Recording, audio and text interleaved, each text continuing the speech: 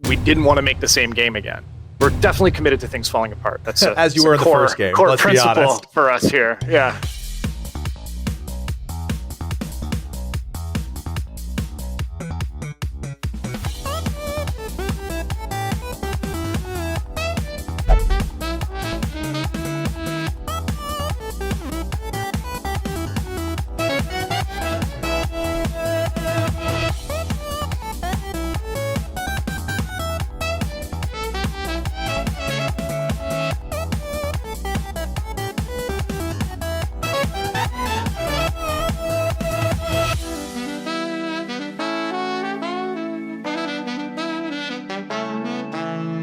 We didn't want to make the same game again.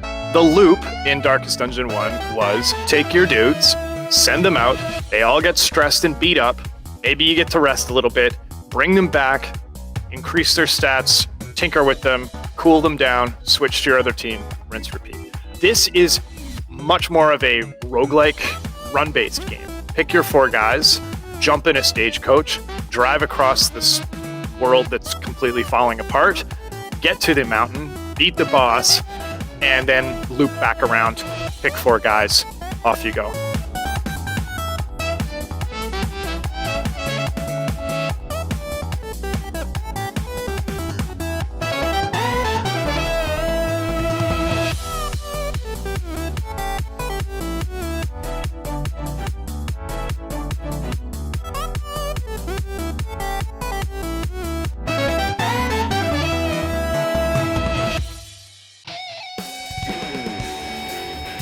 At the end of each region that you clear, there's an inn, which is anecdotal to the hamlet from the first game. And then that's where you can kind of tinker with them. And it's like, you and I will play cards. And as a result, we develop a stronger relationship. But then, you hate Paul over there. And so as a player, I'm like, I got to get like Legacy and Paul to be friends because they're constantly bickering and fighting. And so that's where the sort of tinkering management hamlet phase kind of kicks in.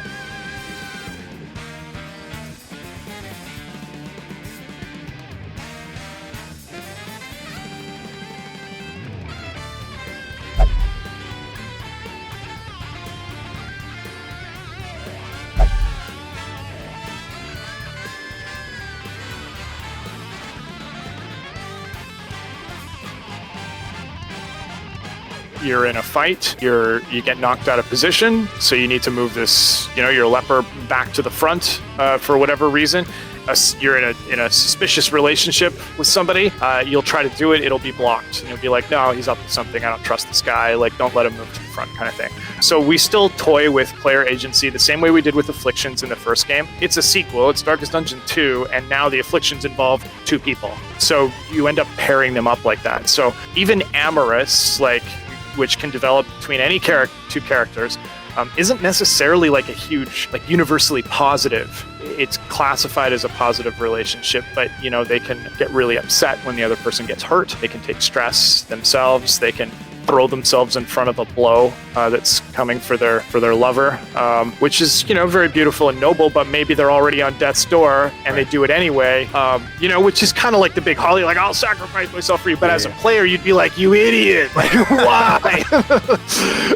So we're really trying to just tackle it. You have a number of characters, but the relationships between them are more complex this time. Yeah, so your stress level will inform how kind of chippy you are. So high stress characters will start developing a negative affinity towards each other, which is the build on the way to a relationship. So, I'm really stressed out and I'm like, well, quit picking your nose. Why are you wearing your hat backwards? YouTube is never going to take off. And you're just getting more and more, and more stressed. And then at a certain point, the relationship is tested and, turns out you and me are envious of each other. So in a fight now, as a player, you're like, oh my God, they're constantly chirping. They're constantly trying to take things from each other. And you just have to juggle that. And when you get to the inn, you can kind of do your best based on the rest items that you have. Be like, okay, let's get Chris and Legacy to drink whiskey and then play cards and then read a joke book together. And just throwing all these activities, so many activities.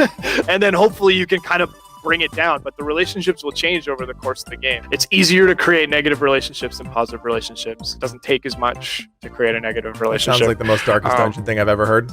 Yeah, 100%. This is a no-brainer.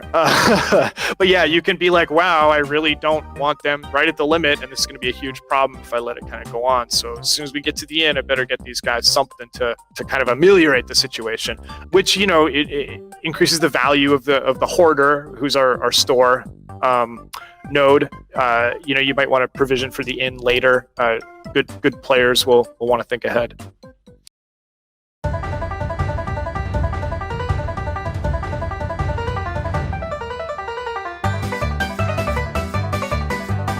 And then you get back on the road and you're driving along, you're engaging in combats. You have to manage your torchlight, and you do that by helping people. So you look at a mini map and you plot your route, just like a dungeon in the first game. You're going, well, I want to get the watchtower so I can understand the lay of the land. From there, you know, maybe I'm going to have to fight these monsters. Then I'm going to move forward. I'll help out these people on the side of the road. That'll plus my torch up, which should put me in a pretty good position to do a run at this dungeon. There's tons of quirks. There's like, you're driving along, and if you get like this annoying whistler quirk, like the guy's constantly whistling and it pisses everybody else off in the stagecoach. This is a road trip simulator. I have 2 children. You know, they want to turn left when you want to go right. They're fighting, they're bickering, they're sometimes quiet and cool. We wanted to try to like lean into this, like you've got 4 kids in the back. And so even when you come up to a fork in the road, some of them will be like, I want to go fight. And someone else will be like, I want to go to the store. And so you have to choose. Someone's going to be unhappy, and then, you know, they get stressed out and things start to fall apart from there. We're definitely committed to things falling apart. That's as you were in the first game. Core Let's principle be honest. for us here. Yeah. And so each region has a boss, but it's optional because ultimately the goal of the game is to get you to the top of the mountain and to fight the boss there.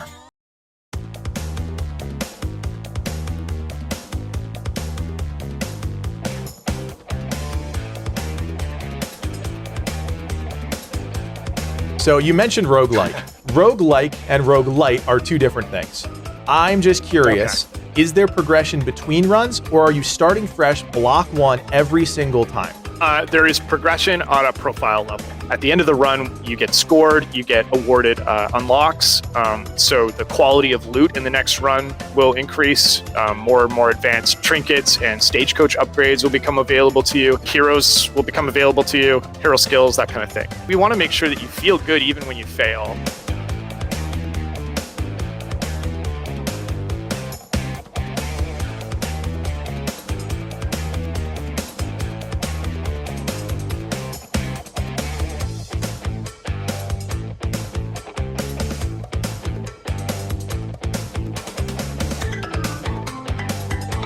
I think it's a fair criticism of Darkest Dungeon that it drags in the middle. It's bloated in the middle. It takes a little. It's too grindy at points. It can exhaust people. You kind of aren't getting anywhere, or you're just trying to get resources, and one day you'll have something fun and exciting happen to you. So 5 hours, 3 to 5 hours is a run, but you can't see all the content in a run. And so, our goal is when the game is complete, that you'll end up spending roughly the same amount of time that you spent in Darkest Dungeon 1 and Darkest Dungeon 2 to unlock everything that the heroes have to offer, defeat all the different bosses, explore all the different content and node types and encounter types that we have, and that each run will sort of feel a little bit different.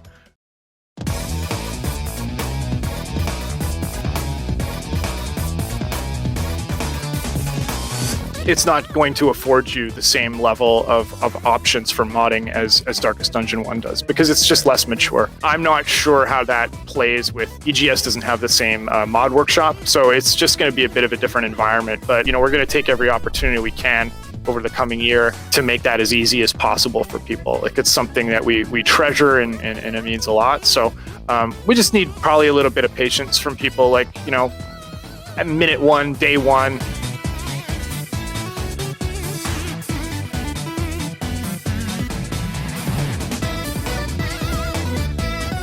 Now, is there a chance that early access could go beyond a year and you'll have to wait to put it on Steam until 1.0, or is it 1 year and then it's going to Steam no matter where it is?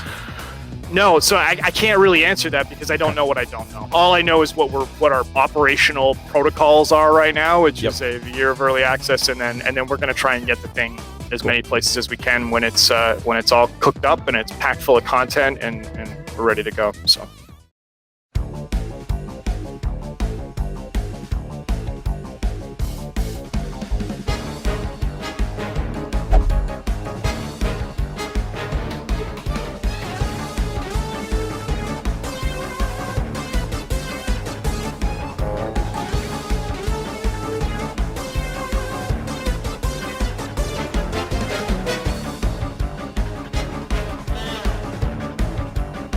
Are we going to see some more old friends return, or are we going to see a lot more new friends come into the picture? You know, I polled the team. I made everybody vote. Then I took those votes and just decided what you wanted to do. I took those votes. I put them over here. So the abomination is 2 characters, right? So I could give you 2 heroes or 1 abomination. Abomination, you got to take a backseat. Like, if we're talking about trying to get the most options available for players at early access launch, you have to kind of take these really, practical stands. Houndmaster, kind of 2 characters, right? So, we could have a guy and a dog, or we could have a hero and a new monster. So what's healthier for the game's ecosystem at launch? Probably the hero and the monster, because you're going to fight the monster a lot. All right, well, so we kind of just worked through some of that. But you're beating around the bush. Cool. You're beating around the bush. The one character everybody's asking about. You want the Crusader, do you? What I think is important is that early access is interesting and exciting and is its own little narrative. Okay, so if I tell you right now, here's all the characters we're going to add. We're going to add 3 new ones. You take away all the 5 fun. old ones. Exactly. So I don't want to talk about if the Crusader is going to come back or not, because I think it would be way more exciting for people to have it revealed to them in the game.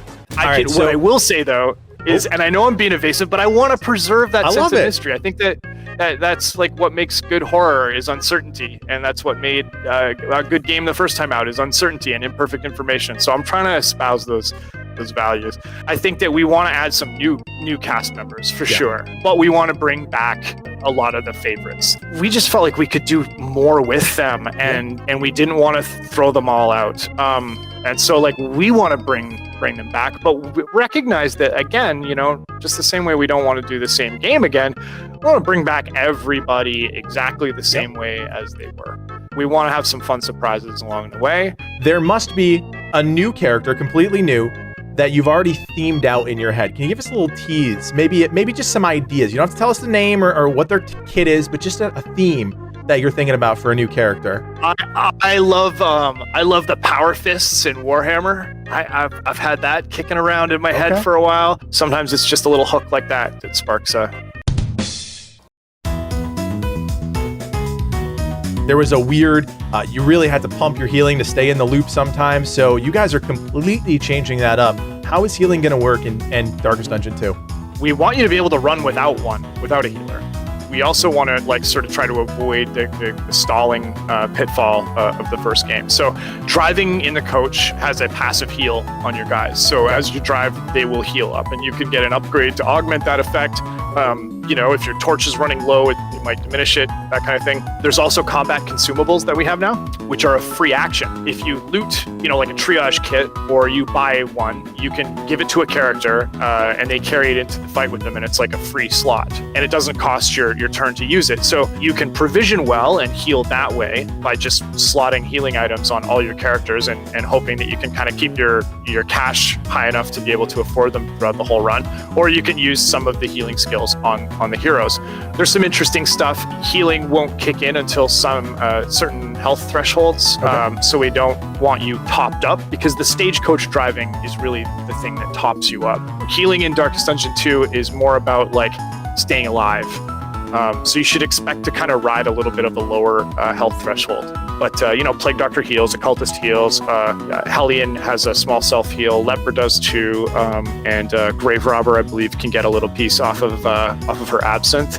Generally, with a bigger skill kit, the heroes are more adaptable and a little bit more self-sufficient, but it will come at the cost of one of the other skills. It's a bit of a pivot to avoid the sort of stalling pitfall, and the stalling stuff is really really fun for anybody, although Right. it's like a bit of an exploit. You're trying to cut out the fat of something that wasn't engaging. Yeah, exactly. And we also want you to be worried. Like, we want you riding that line of like, oh God, we just had our asses kicked. There's a barricade in the middle of this road, which means I'm gonna have to fight, brigands. But I don't want to go the other road because that's the boss route. And what the hell do I do? Like those decision points are really important. And so if you're sort of constantly, sitting pretty at full health, it robs a lot of the tension and drama out of it. So we want to make sure that you're kind of, you're in a constant state of jeopardy. Talk to me about that journey. How do you decide where to go? What are some of the waypoints that people are going to be engaging in? And how does combat, you mentioned the barricade and the brigands, how does all of it come together in the stagecoach portion, the travel portion of the game? Well, you've got your character's health, you've got their stress levels, and you have the torch, which is sort of like the symbol, the last hope for the world that you can't let kind of go out. And different node types will give you different types of rewards. So typically, if you go and fight the representative enemy faction in a region, you'll be rewarded with like cash and combat power, so trinkets, and that's you'll augment your ability to fight that way. If you choose routes that are more assistance based, you'll be rewarded with supplies and torch, as a sort of measure of your goodwill. And things like there's a store node. You mentioned the watchtower. There's the boss layers. But yeah, you're driving along, pressing W, and steering your coach. And there's stuff you can smash into on the and you can pull up the map. You can kind of see where you want to go. You can kind of look ahead depending on how well you've scouted. That looks like a good strategy for me.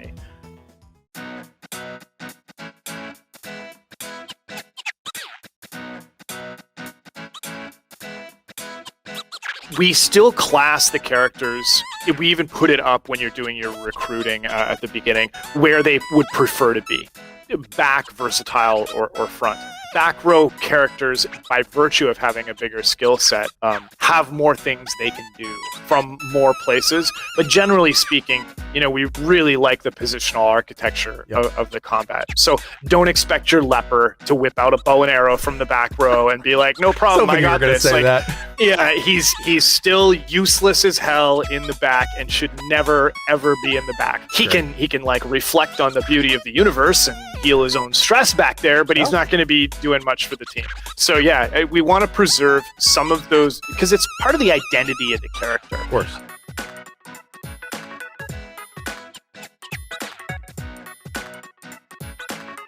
No idea.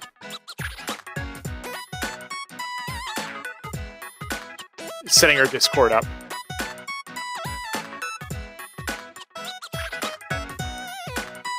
Currently, yes. Okay. Let's say, totally like at a 1.0 or whatever, let's say we've got 5 biomes in the game. But if a run is 3 biomes and there's 5 biomes to choose from, you may never see one of those biomes in that run, which enhances the individuality of that particular run. So you'd be like, man, I never, the city just never popped for me.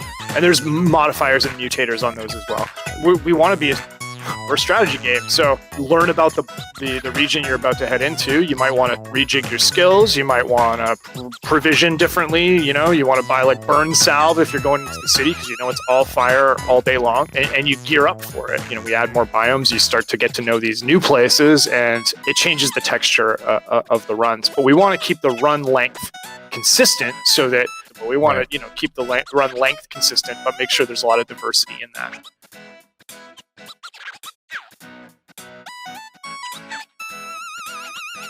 The tuning is going to be something that's ongoing, and we still want to be a difficult game. There's no question about that. But it isn't like a vertical power ascension as you go through the game. I will say, though, within a run, at the end, there's a mastery trainer. You can power up each skill once. So you get a currency in fights, and then when you get to the end, you can kind of augment and the effects and the damage increase for that skill for that run. Like kind of the backbone of my damage. Now that's not profile based though. That's only for that run. That will wipe, yes. Okay. Yeah. Relationships will get wiped. And what you unlock at the profile with the trinkets and stagecoach upgrades is you unlock their ability to appear in the game. So you may not see them. Like it increases the diversity of loot available to you. Right. But you don't start a new run, with all of this gear that you've accumulated. You get there's a cache, an academic cache, that will sort of like seed your run basically. early. So you can roll up to that early in the game before you've been kind of challenged with combat, and it'll give you a random draw based on your current profile level of I think a couple of trinkets, a couple stagecoach upgrades, and some rudimentary supplies.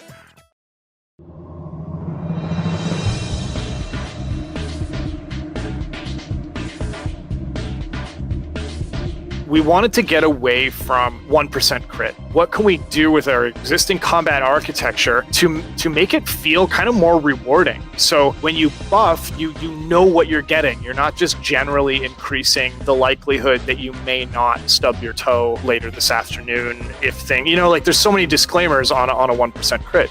And so now you cast the spell, you get a crit token, your next hit will crit. And I know that I've seen some comments expressing some concern that this like somehow erodes the strategy, but I firmly believe it enriches it because you can assign these skills and buff your players, and the consequences of enemy skills. Having this like token system running underneath your combat HUD allows you to make more strategic choices more often, and also really makes some of these support skills that felt maybe like mathematically they were good to do in the first game, but never really felt like you stab a guy, it looks cool, hopefully, and there's blood and you get a big number and you feel good. You're like, wow, I hit the upper limit of the damage on this skill. That tiny little micro hit of dopamine makes me feel good. Yeah. Support skill off, and you get changes to your numbers down below. Even though it's effective and functional, it just didn't deliver the same, it wasn't on par. And I think that's really underneath a lot of the like tuning and sort of, feedback around heals and support skills in the first game. Underneath all of that, I believe, was just this functional asymmetry between how it feels to support versus how it feels to attack, and make them feel like real meaty skills. So you're like, well, what did I get for using indiscriminate science, which is a new plague doctor skill? What did I get for using? There it is. It's right on the screen. I know exactly what I got from it. That just feels a little better. It's not this amalgamous number that just kind of maybe you notice, but probably not. Yeah, and another like one of my favorite skills in the game right now is called Ounce of Prevention. It's another plague doctor skill, and it has a battle limit, so you can't abuse it. But I get in there, I hammer it right away, because I can see the results. All my resistances jack right up. It's like it's so much chunkier that it feels great to use these skills that never really got to kind of shine, I feel like, in the first game. And I think it's a bolder, more immediate feeling and a more predictable combat flow in a good way. So it's like kind of like the marking system from the first game, but writ large, and I think it was a great experiment. We tried it before committing to it, and I think it's really healthy for the combat, and I think that it'll help people understand what they're doing a little more clearly, and like I said, I think it validates some of those like kind of off attack support, crowd control, that kind of stuff, because you can just see the results, you can bank on them, they're right there. Well, dots are kind of their own thing, so dots just proc like they did in the first game, but status effects like immobilize, taunt, you can get a crit token, you can get a strength token, which will augment the damage of your next attack.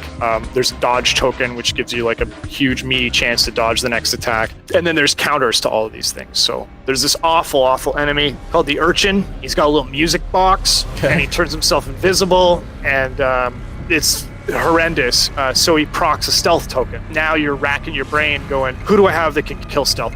So Grave Robber's got something, Runaway's got something, and suddenly like now you're like, okay, I can immediately place that problem. It's the same thing with the strength token. Like his next attack is going to do so much damage. I have to find a way of stripping that off him before he gets a chance to go, or I can stun him, or I can daze him, or I can knock him to the end of the combat order. But the problem just becomes much more present. And I think that really enhances the sort of like strategic layer of combat, the problem solving. And you get to feel good more often.